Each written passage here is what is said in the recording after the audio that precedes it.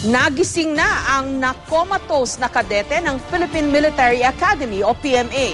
Matatandaang nabaril sa ulo si Cadet First Class Alfonso Aviles nung tangkain niyang pigilan ang pang-hold up sa sinasakyang jeep. May report si Claire Delfin. Bata, matayog ang pangarap. Pangatlo sa 9 na magkakapatid. Siya si PMA First Class Cadet Alfonso Aviles.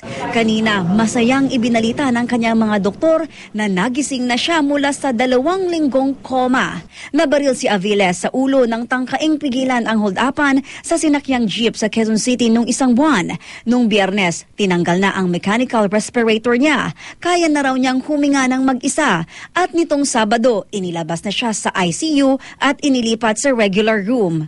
Consciousness niya is improving because right now he can already obey simple commands such as sticking out his tongue and then bending and flexing his knees. Most of the time, dilat na siya.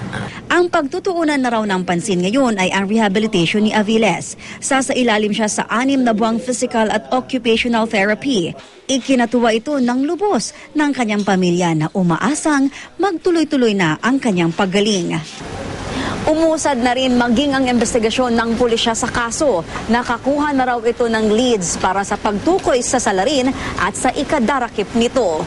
Yung mukha niya medyo na-identify na may similarity doon sa nakita ng mga witnesses during the hold-up.